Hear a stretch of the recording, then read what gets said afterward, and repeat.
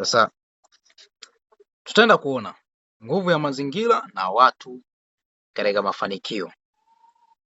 Kila mmoja anatamani kuweza kuyapata mafanikio, lakini je, mazingira na watu ambao unao katika maisha yako ya kila siku, je, wanakuruhusu wewe kufanikiwa au ndio sababu ya kukufanya wewe uendelee kubaki pale pale ambapo kila siku unajitahidi kuchomoka lakini unajikuta upo katika cycle ile ile. Unajaribu kutoka lakini unajikuta katika cycle ile ile. Ukitaka kutoka unaambiwa wewe hutakiwi kufanikiwa. Unaambiwa wewe hutakiwi kufikiria hivi. Wewe ni wa hapa hapa. Sasa hiyo ni moja ya sababu ambayo imekuwa ikiwafanya watu wengi sana washindwe kufikia mafanikio yao. Sasa nini ambacho nataka kukwambia? Mazingira yanaunda fikra katika uhalisia na fikra zinaunda maamuzi, na hayo maamuzi sasa ndiyo yanaunda maisha, ambacho hicho ni kitu watu wengi sana wanashindwa kulitambua hilo jambo mapema sana, na ndiyo maana wanabaki katika mazingira yale yale, wanabaki na cycle ya watu wale wale, na wanaendelea kubaki na maisha yale yale.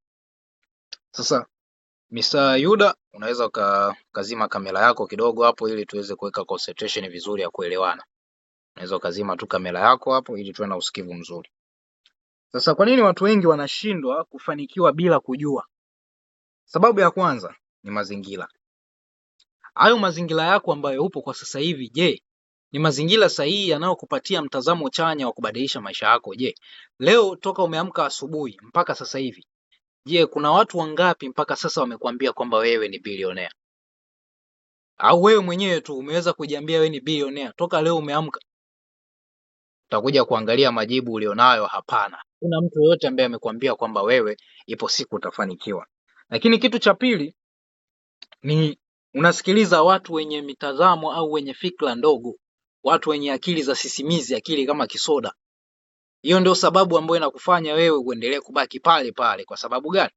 Unapotamani kuwa na mawazo makubwa au kuwa na vision kubwa, watu ulionao wanakufanya uzidi kutokufikiria vile ambavyo unataka kufikiria. Kwa nini? Kwa sababu uko na cycle ya watu ambao wana fikra za kimasikini na fikra ambazo haziwaruhusu wao kuweza kufanikiwa.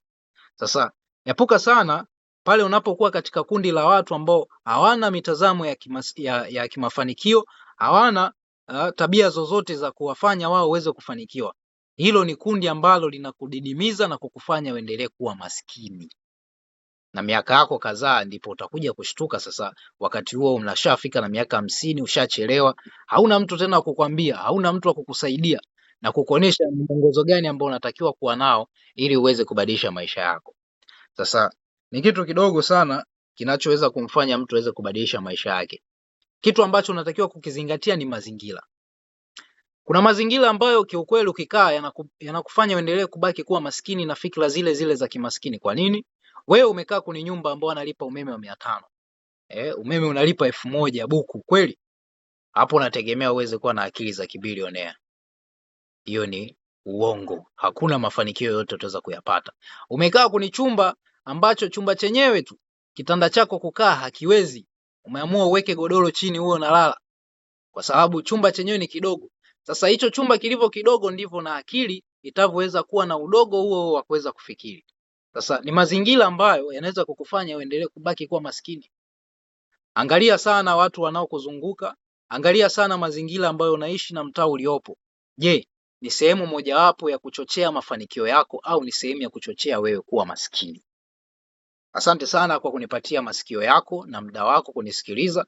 Ningependa wakati huu japo nimkaribishe, huyu ni mentor na ni professional business coach na ni mwalimu, amesaidia vijana wengi sana kuweza kubadilisha maisha yao, lakini pia amekuwa kiongozi ambaye amesaidia watu wengi sana kuweza kubadilisha mitazamo yao na kuweza kuwa na mitazamo ya mafanikio ya kimaisha na kufanikiwa katika uhuru wa kifedha. Ningependa niweze kumkaribisha katika muda huu japo aweze kutupatia programu ambazo alizokuwa ametuandalia katika siku ya leo. Coach Mbaraka Mbwambo, karibu sana. Naam, asante sana. Hakika imekuwa ni siku bora zaidi katika siku ambazo tumefanikiwa kuweza kuyapata mambo ambayo tunatamani katika kuyafikia mafanikio yetu. Mimi nitashare experience ya vitu ambavyo kama utafanikiwa kuvipata, basi unaelekea kuwa mtu ambaye ana mafanikio, na kwa hakika utaupata utajiri. Watu wengi wamekuwa wakisikiliza motivation speaking,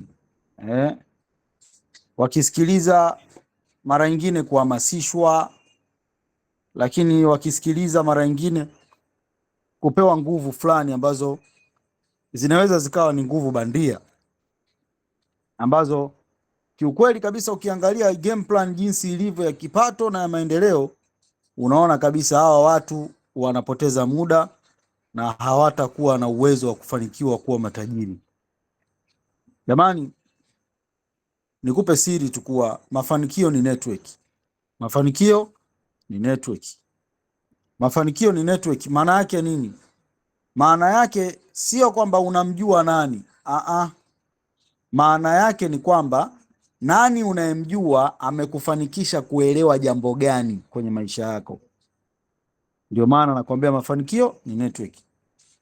Mimi binafsi yangu nikichukua experience nilionayo baada ya kupata exposure ya mafunzo kadha wa kadha katika session ambazo nimeingia kwa kiongozi wangu, mentor wangu wa saikolojia ambaye ni Dr. Joel Nanauka, ambaye sasa ni waziri mteule wa vijana.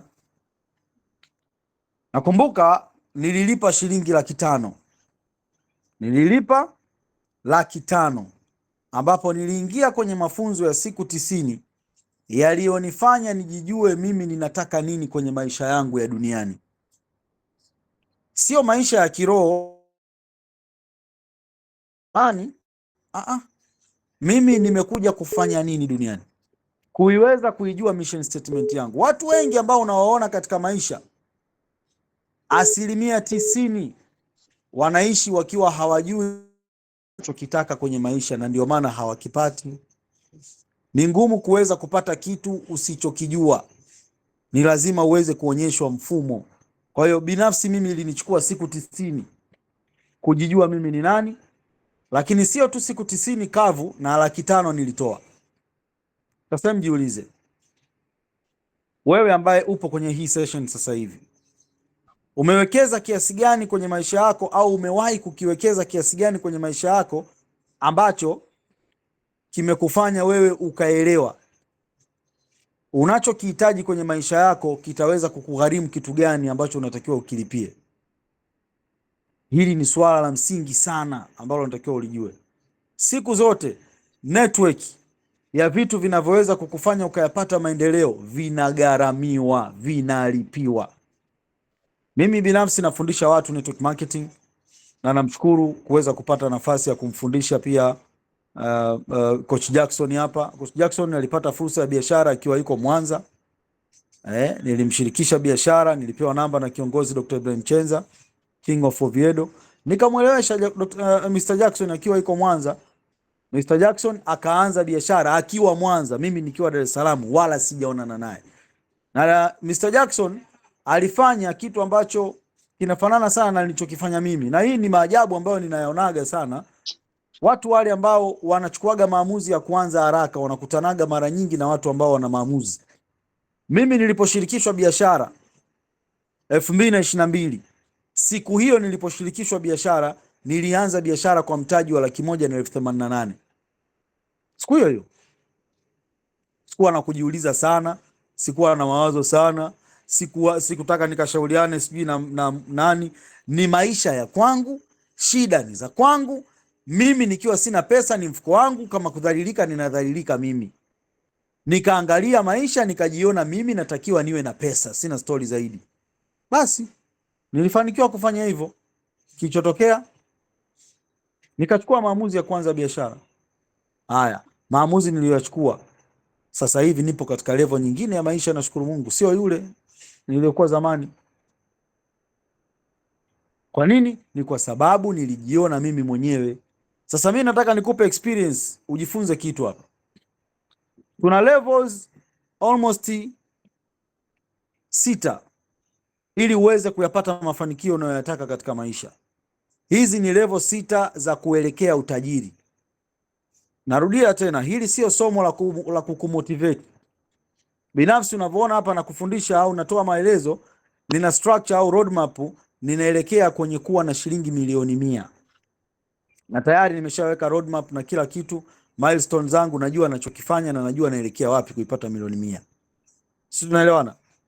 Kwa hiyo huyo unamuona na kuelekeza vitu ni mtu ambaye anafanya vitu kwa practical. Sifundishi mambo ya kukuhamasisha kwamba nyota zinadondoka mbinguni au wapi. Sifundishi huo ujinga, na kufundisha vitu au na kuelekeza vitu ambavyo ni reality. Kwa hiyo una bahati kwamba una mtu ambaye ana mchakato wa kuitengeneza milioni 100 ambaye anakuelekeza mambo. Sio, unanielewa? Hizi ni level 6 ambazo ukizikosa sahau kuhusu mafanikio na utaota sana kuhusu mafanikio, na hata kama utapewa miaka 100 kwenye dunia hutafanikiwa. Muda ndio kigezo halisi katika mambo unayoyafanya ndani ya muda, sio muda tu. Kuna mtu anasema mimi ni swala la muda tu utakuwa na mafanikio. Utapewa hata miaka 100 utakuwa mpumbavu tu yule yule. Kama unashindwa kufanya maamuzi tu ya 150,000, wewe unaweza kuwa na maamuzi ya kufikiria kichwa chako kutengeneza milioni 100 au bilioni. Unaweza kuwa na maamuzi yako. Kama maamuzi tu ya 150,000 yanakusumbua, yanakuchukua miezi 6, unateseka, yani wiki 2 eti unawaza. Watu wanafundishwa namna kuingiza pesa, wewe inakuchukua wiki 2 unawaza. 150,000 mpaka unataka kuwa chizi. Utaweza kuwa na mawazo ya milioni 100? Umaskini unaanzia hapo tu, kwenye degree yako na uwezo wako wa kufikiria mambo. Hapo ndo umaskini wako unapoanzia. Level hizi 6 ni level ambazo mtu akiwa nazo, huyu ni tajiri ajaye. Hakuna story. Usipokuwa nazo hizi level, wewe utaendelea kuwa underground maskini ambaye unateseka na maamuzi hata ya 100,000 au 200,000 ambayo hautakiwi ya kutese, au sio maamuzi ya wewe kukutesa. Tunaelewana? Stage ya kwanza inaitwa dependent. Dependent stage ni stage ambayo una mambo matatu yanayokutesa. La kwanza, wewe ni tegemezi katika familia au watu fulani kwenye familia. Pengine kwenye chakula, kwenye mzunguko inabidi watu fulani walipe wewe ule. Namba 2, wewe unakuwa katika dependent, ni mtu ambaye unategemea mikopo. Maana yake kuna namna inabidi uweze kukopa ili uishi. Lakini namba 3 ni mtu unayetegemea sana support. Ili utoke kwenye dependent inabidi uanze kupata hela zaidi ya ile ambayo unaiomba kuitumia. Kwa mfano kama kuna support unapata mahali, chakula kinalipiwa na mambo mengine labda 50,000 kwa mwezi, 100,000, wewe inatakiwa uanze kupata zaidi ya 100,000 kwanza. Utoke kwenye kuwa tegemezi ya watu.